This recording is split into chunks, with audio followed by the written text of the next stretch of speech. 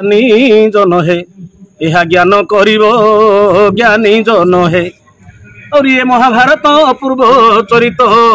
श्रुति पथे शुणी सर्वे तरिवो ज्ञानी भारत को वर्तमान दर्शक देखु ना माने कमी गला जो जो कहले संस्कृति परंपरा जोका मु संतोष कुमार पाढ़ी भारत क्रीड़ा गुरु एवं गंजाम जिला कला संस्कृति संघ भाइस प्रेसिडेंट घर हूँ सानखेमुंडी ब्लॉक आज को प्राय ये कला भारत क्रीड़ा 40 वर्ष हम अभिनय कर 40 वर्ष भारत मोर बयस है 61 वर्ष आज्ञा 62 वर्ष बर्तमान 61 पूर्ण 62 वर्ष बर्तमान चलुच्छे दीर्घ 40 वर्ष तक कला प्रति निजक समर्पित कर सारी भारत क्रीड़ा कला बहु दिन धरी निजे साधनारत रहा सहित शताधिक छात्र मोर आज गंजाम विभिन्न कोण अनुकोण कला परिवेशन कर भारत को वर्तमान दर्शक देखु ना माने कमी गला जो जो कहले संस्कृति परंपरा जोड़ा तो सही सब आधुनिक जो जुग युवपीढ़ी मान आकृष्ट करने कौन केमती प्रयास करमती उत्कृष्ट धरण करने चेष्टा कर चाहे कहले निश्चित भाव में सत कथा कहीं जिते कि जुगोपयोगी करने भारत क्रीड़ा जो पूर्वर जो मौलिकता था आम आस्ते आस्ते होगला आम निजे अनुभव करुँ आम 20 वर्ष तले जो भारत क्रीड़ा करूँ आजिकल युवपीढ़ी की आकृष्ट करने चेष्टा करला बेलू ये भारत क्रीड़ा कलार मौलिकता नष्ट हो जाऊँगी जहाँकि आम पाखे मुझे निजे अनुभव कर जो बुद्धिजीवी मैंने पूर्वे आग काल जो बसुले आम पाखे भारत क्रीड़ा पुराण शुणुले से विभिन्न पुराण छंद चौपदी अभिसारिका ये जो विभिन्न साहित्य आलोचना होता बर्तमान से आस्ते आस्ते कमी जाइए बर्तमान आम कौन कर हास्यरस युवपीढ़ी की हसैवाई मनोरंजन करने आम जो विभिन्न प्रकार करवा द्वारा भारत क्रीड़ा एत बड़ सुंदर कलाटी आज लोक सम्मुखें आज आम जहाँ देखुचे आपंकर मीडिया मध्यम आम जहाँ देखुचु आपको अन्य मैंने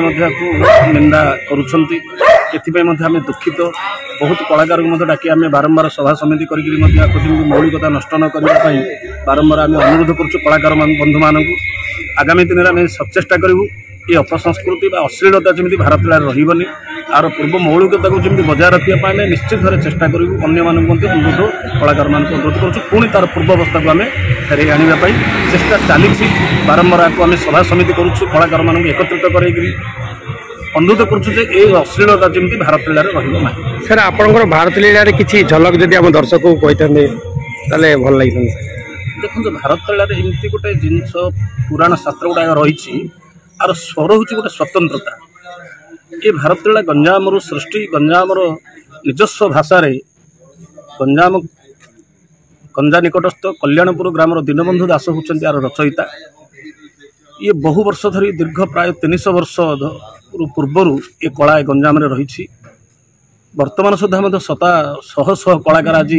प्राय पाखापाखि 1000 कलाकार ये गंजाम जिले में भारत क्रीड़ा कलाकार अच्छा आज आउ ये कला को निजर पेशावृत्ति कलाकार माने बंचुंट आज किसी अर्थ रोजगार करुँच बहुत संख्यार कला अनुष्ठान गंजाम जिले में रही पदटे गाँव मोर तो वेश पोशाक अलग मुझे साधा पोशाक रही दुई पद गीत गायक शुणी दूसरी ज्ञानी जन है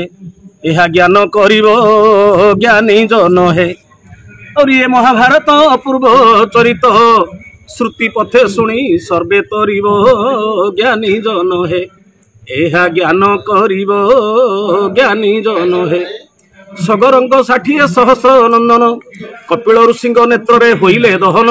तांक वंशे भगीरथ जन्म होइले गंगा को आनिबा पाई बहुत खोजिले विष्णु बोहिले गंगा नख कोणे थिला मेरु सुळे छाड़ी तुम्भे जाओ पाइबो ज्ञानी जन है यह ज्ञान करिवो ज्ञानी जन है आज्ञा शुणी भगीरथ मेरु सुळे गले चली मेरु को तोषिले से घोर तप करी मेरु बोहिले गंगा को शिवे विभा देली तांकु मागी आण जाई तपे तोष करी तहु जाई ईश्वर को मागंते भगीरथ से बोहिले देली मुहि बामन पादे तो बारस्पति पुरारे बामन रही तांकु मागी आण तपे करिण त्रुपति बामन बोहिले तार अर्दली न सही मेरु बिले छाड़ी तुम्भे जाओ पाइबो ज्ञानी जन है यह ज्ञान करिवो ज्ञानी जन है ସାର୍ ବର୍ତ୍ତମାନ ସମାଜର ଯୁବକ ମାନଙ୍କୁ ଆଉ ସମାଜର ଲୋକମାନଙ୍କୁ କଣ ବିଶେଷ ବାର୍ତ୍ତା ଦେବେ ଆପଣଙ୍କର ଏଇ ଗୀତ ମାଧ୍ୟମରେ ଟିକେ ଯଦି ସଚେତନ କରାଇବେ ତାହେଲେ ଭଲ ହେଇଥାନ୍ତା। ମୁଁ ଗୋଟିଏ ଜିନିଷ କହୁଛି ଏ ଗୀତରେ ଗୋଟିଏ ଶବ୍ଦ ମୋତେ ତ ସମୟ ନାହିଁ କମ୍ ସମୟ ଏଥିରେ ଆମେ ଆଜି ଏ ଗୀତ ହେଉଛି କନ୍ୟା ଭ୍ରୂଣ ହତ୍ୟା ରୋକିବା। ଏଥିରେ ସାର୍ କନ୍ୟାଦାନ ମହାପୁଣ୍ୟ ଏ ଗୀତର ସାରାଂଶ ହେଉଛି ଗଙ୍ଗା ଯେମିତି ସଗର ବଂଶକୁ ପବିତ୍ର ଉଦ୍ଧାର କରିଥିଲେ, ଯେଉଁ ଗଙ୍ଗା ସଗର ରାଜା ପୂର୍ବଜନ୍ମରେ ଗୋଟେ ଶୃଗାଳ ଥିଲେ, ସଂସାନରୁ ଗୋଟେ କନ୍ୟାଟିଏ ଆଣି ରଖି ସେ ଶୃଗାଳ ରାଜା ଦାନ କରିବା ଯୋଗୁଁ ପରଜନ୍ମରେ ତୀର୍ଯ୍ୟକ ଯୋନି ପଶୁ ଯୋନିରୁ ସେ ସଗର ରାଜା ହେଇକରି ଜନ୍ମ ହୋଇଥିଲେ। ଏଣୁକରି ସଂସାରରେ ଯେତେ ଦାନ ଅଛି କନ୍ୟାଦାନ ହେଉଛି ମହାପୁଣ୍ୟ। ଏଣୁକରି ଆଜିକାଲି ଯେଉଁ ଝିଅ ପାଇଁ ଘୃଣା କରୁଛେ ଆମେ ପୁଅଟି ହେଲେ ସମସ୍ତେ ଖୁସି ହେଉଛେ। ଏ ପୁରାଣ ମାଧ୍ୟମରେ ନାଟକ ମାଧ୍ୟମରେ ସମାଜକୁ ଆମେ ବାର୍ତ୍ତା ଦେଉଛୁ ଯେ କନ୍ୟା ଭ୍ରୂଣ ହତ୍ୟା କରିବା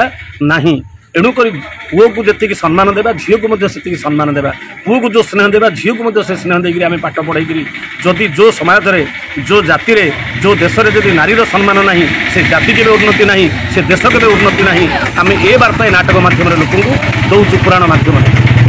ଆଉ ଭାରତ ଲୀଳା ଆର ତତ୍ତ୍ୱ ଅର୍ଥ କ'ଣ? ଭାରେ ହେଲା ଭାବ, ର ହେଲା ରସ, ତୋର ହେଲା ତତ୍ତ୍ୱ। ଲୋକକଳା କାହିଁକି କୁହାଯାଇଛି ନା ଲୋକ ସମ୍ପୃକ୍ତି ସହିତ ଏ ବାର୍ତ୍ତା ପୁରାଣ ମାଧ୍ୟମରେ ଯଦି ଲୋକ ସଚେତନ ନ ହୋଇପାରିବେ, ଲୋକ ସଚେତନ ହେବା ପାଇଁ ଯେଉଁ ବାର୍ତ୍ତା ନାହିଁ ତାକୁ ପୁରାଣ ବା ପୌରାଣିକ ଆଖ୍ୟା କେବେ ଦିଆଯାଇପାରିବ ନାହିଁ। ଏଇଥିରେ ଆମର ବିଭିନ୍ନ ପ୍ରକାର ତତ୍ତ୍ୱଜ୍ଞାନ, ମଣିଷ କାହିଁକି ଜନ୍ମ ହେଲା ସଂସାରକୁ, କାହିଁକି ଆସିଛି, ସେ କରିବ କ'ଣ, ଭଗବାନ କାହିଁକି ଆମକୁ ମନୁଷ୍ୟ ଜନ୍ମ ଦେଇକରି ପଠାଇଛନ୍ତି, ଏ ତତ୍ତ୍ୱଜ୍ଞାନ ମଧ୍ୟ ପୁରାଣ ମାଧ୍ୟମରେ ଆମେ ଆଲୋଚନା କରୁଛୁ। ବହୁତ ବହୁତ ଧନ୍ୟବାଦ ସାର୍, ବହୁମୂଲ୍ୟ ସମୟ ଆପଣ ଦେଇଥିବାରୁ ବହୁତ ବହୁତ ଧନ୍ୟବାଦ। ନମସ୍କାର।